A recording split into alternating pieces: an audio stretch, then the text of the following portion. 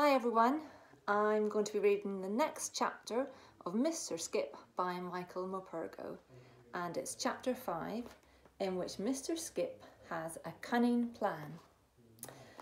Next Monday, there we were, Barnaby and me, with our picture all over the front page of the newspaper. Superdunk wins the day at the races. Mum rang up Gran in hospital. She rang up Auntie Mary. She rang everyone she could think of. Then she dashed out to buy a dozen copies of the newspaper. While she was gone, I just sat there, shovelling in my Weetabix and looking at the photo again and again. Me and Barnaby in the paper. I just couldn't believe it. You'd better believe it, said a voice. Mr Skip. I'd almost forgotten about him. You'd forgotten about me, hadn't you? He said. He could read my mind too. Listen, Jackie, a lot's going to happen in the next few days. I want you to remember just one thing. However impossible it is, just say you'll do it, all right? But what do you mean? What's going to happen? No questions, Jackie. Do it for Mr Skip, eh? Like Barnaby did. We didn't have time to talk any more because Mum came back all excited and breathless and piled high with newspapers. Everyone's seen it, Jackie, she said. Everyone's talking about it, about the race, about you and Barnaby. And she was right. I had more friends walking with me to school that day than I'd ever had before. When I got into the playground, I was mobbed. Everyone asked me questions at the same time. How did he do it, Jackie? What did you put in his food, Jackie? How did you make a donkey go that fast? Luckily, they didn't give me time to answer because I had no answers to give. None I could tell them anyway. I hadn't a clue how Mr Skip had made it all happen. All I knew was that it was him that had done it, and that was our secret. In assembly, our head teacher, Mrs Tandy, waved the newspaper in front of everyone and read out the article. Then she said that Barnaby was a star and I was a star. Suddenly I had a nickname. I had become Jackie de Tory. Of course, I got a few looks from Marty Morgan and some of his crazy Cossacks, but I didn't mind, not one bit. I tried not to look too happy, but it was difficult because I was right up there on Clyde 9. In the lunch break, I was called into Miss Tandy's office, and there was Barnaby in her office. Mum was there too. And Mrs Tandy was offering Barnaby an apple, which he didn't want. He looked very fed up. They're waiting for us, Jackie, said Mum. Mum was made up like I'd never seen her before.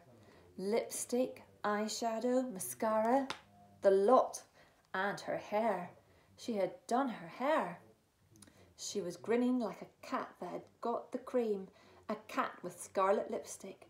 Practically purring she was. Who is? I asked. Who's waiting for us? Only the TV cameras. They want you to put Barnaby through his paces for them. They want to film him, and you too. You'll be on the telly, on the news.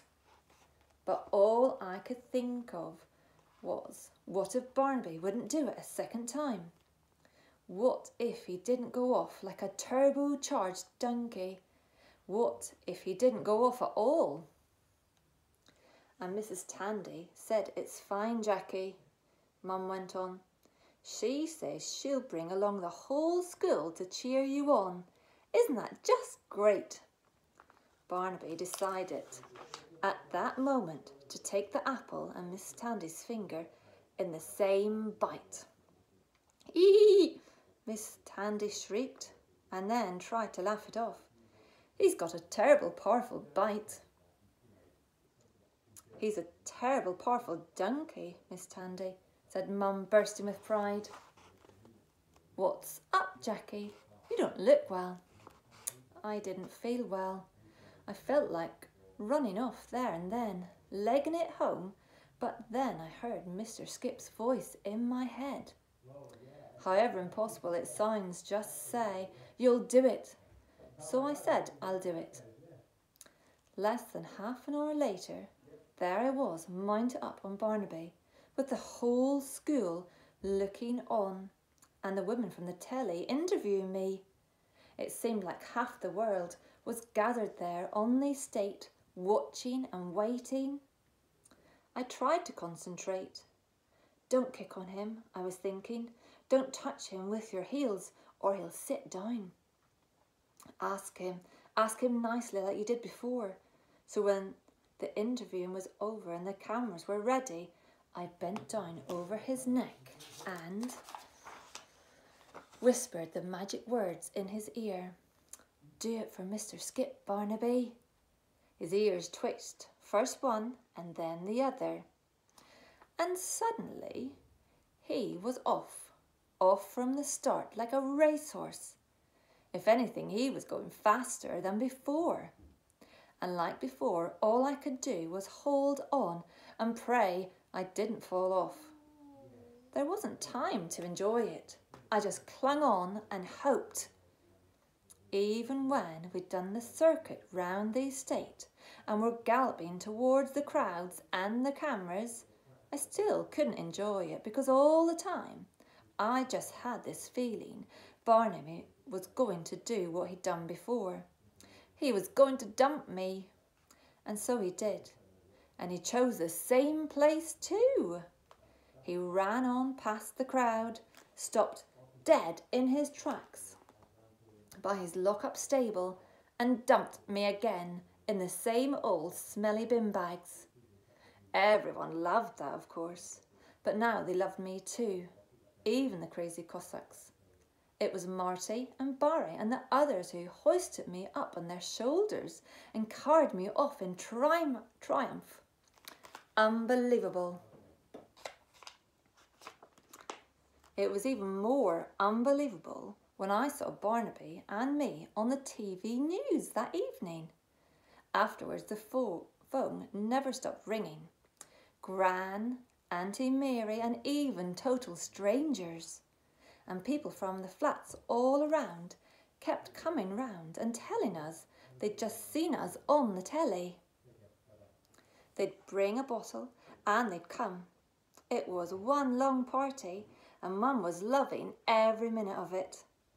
But after a while, I got a bit fed up with all the noise and the questions, and I went off to my room, taking Mr. Skip with me.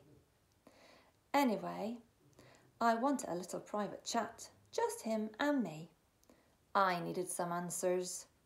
So I set him down on my bed and asked him straight out. "What's going on, Mr. Skip? What are you up to?" "Well, that'd be telling, wouldn't it now?" he replied, chuckling away inside himself. "Let's just say I've a cunning plan in my head that could make things right for you, Jackie, and for me too, with a little bit of luck.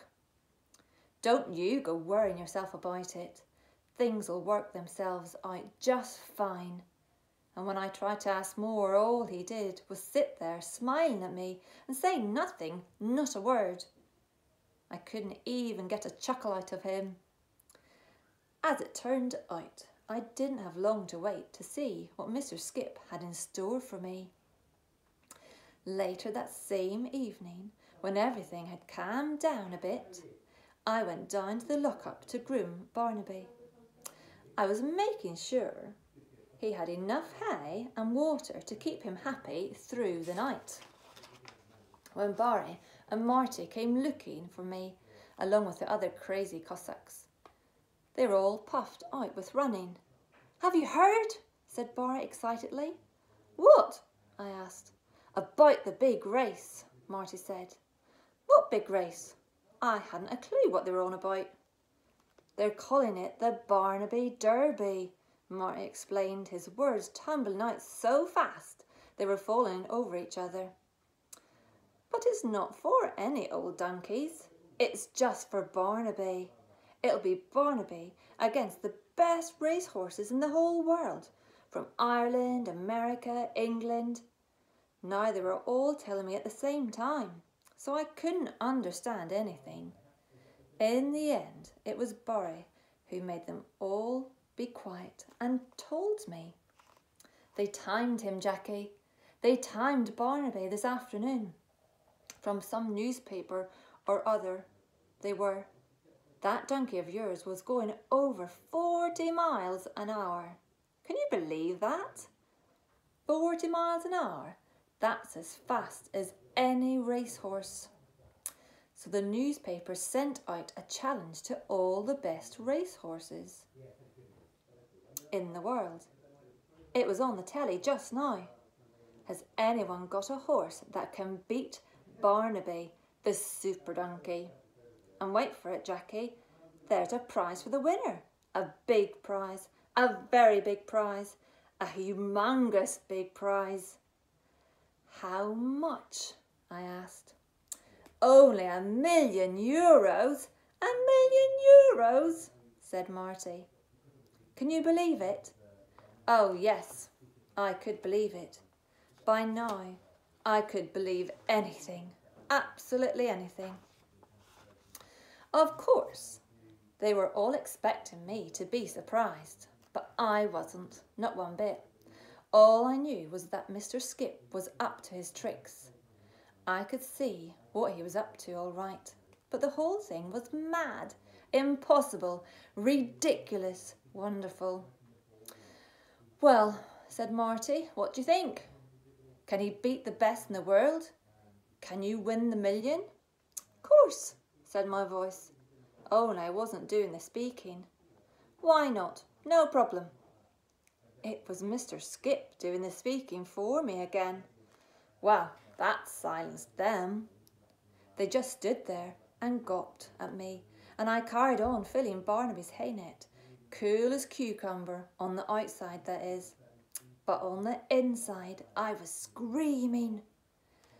Barnaby against the best racehorses in the world? Are you off your trolley or what, Mr. Skip?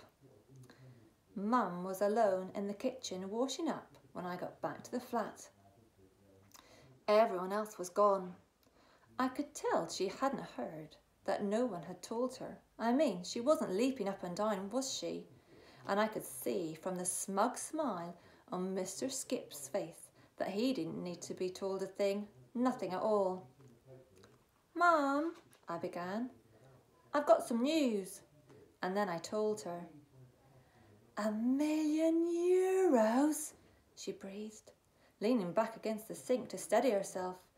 1,000,000 smackaroos? Yep, I said. Can you do it? Can Barnaby do it? Yep, I said again, and she threw her soapy hands in the air and danced around the room, whooping like a mad thing. Jackie, oh Jackie, we can have our dreams. They can all come true. The stables for the horses, my house in the country, my chickens and ducks, and a horse of your own. And she hugged me so tight, I thought I'd break. Over her shoulder, I saw Mr. Skip sitting there on the table, smiling at me with, "I told you so," written all over his little chubby face. His eyes were telling me, "You can do it, Jackie, you can do it." And suddenly I believed I could do it, and I was smiling back at him. That's the end. I wonder what will happen in the next chapter. Bye-bye.